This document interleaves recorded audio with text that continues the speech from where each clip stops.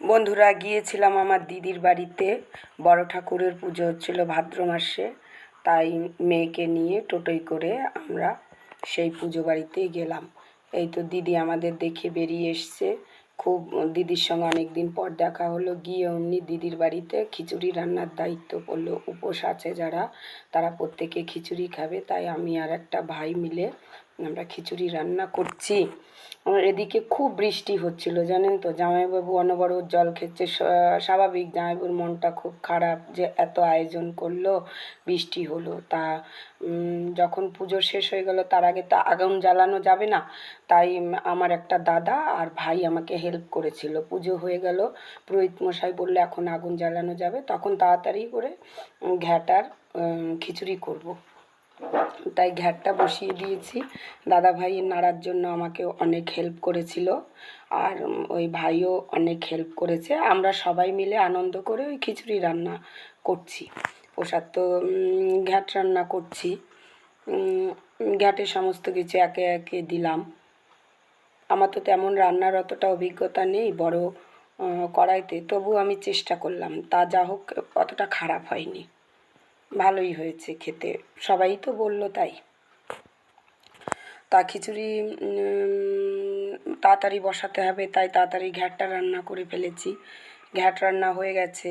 এইবার কি বলুন তো, তাড়াতাড়ি যেহেতু রান্না করতে হবে, বাইরের কড়াইতে আমি জলটা ফোটাতে দিয়েছি, আর ঘরের ভেতরে আমি ডালটা হালকা ফুটিয়ে নিয়েছি। আবার সবজিগুলো সব আমি ভেজে নিলাম এক এক করে। আমাকে ওখানেও একটা বোন আছে, ওই ভাইয়েরই বউ, সে আমাকে ঘরের ভেতরে অনেকটা হেল্প করেছিল যে তাড়াতাড়ি যাতে প্রসাদটা দেওয়া হয়। যেহেতু পুজো হয়ে গেছে, এদিকে এই যে চালটা দিয়ে দিয়েছি, গরম জল হয়ে গেছে, চালটা দিয়ে দিলাম। গোবিন্দভোগ চালের খিচুড়ি করছি আমরা।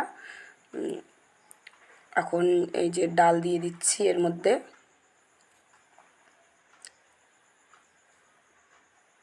ডালটা দেওয়া হয়ে গেল। এবার আমার তো খিচুড়ি প্রায় হয়ে এসছে। খিচুড়ি তো নাড়তে হয় অনবরত, না নাড়লে নিচটা লেগে গেলে আবার বিশ্রী একটা পোড়া পোড়া গন্ধ হবে, সেটা তো না।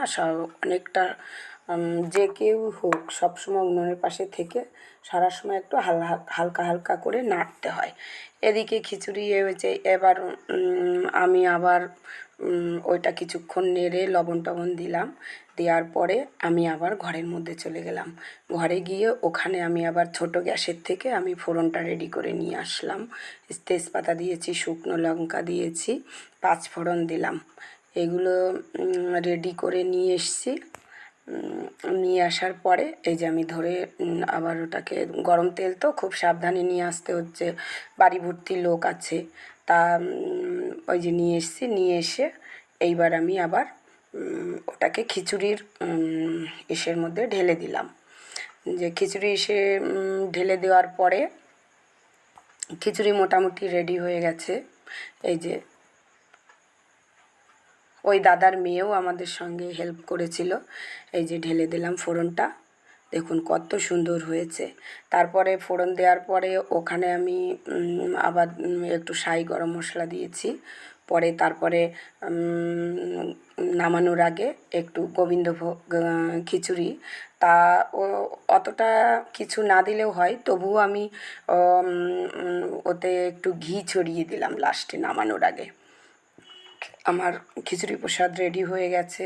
সেদিন কিন্তু খুব বৃষ্টি হচ্ছিল, জানেন তো। বৃষ্টিতে এত জ্বালাচ্ছিল না, পাশে জল চিপচিপ ওই সব। হ্যাঁ, খিচুড়ি এবার রেডি।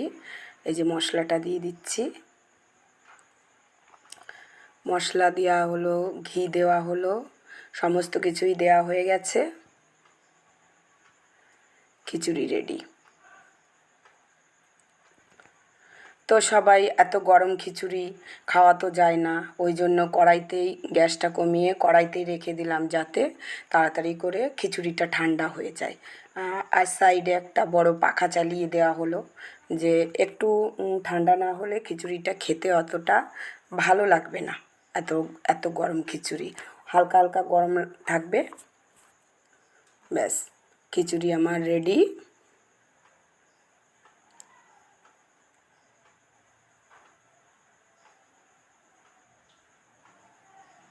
ঠান্ডা করার জন্য ওই ভাইটা নাড়া দিচ্ছে বারবার, যাতে সবাই, যেহেতু অনেক দেরি হয়ে গেছে, এই যে এবার সবাইকে প্রসাদ দেওয়া হচ্ছে। সবাই প্রসাদ খেতে বসে গেছে। এরা সবাই প্রায় উপোস করেছিল, একসঙ্গে পুজো করেছে। ততক্ষণে বন্ধুরা ভালো থাকবেন, টাটা, বাই বাই।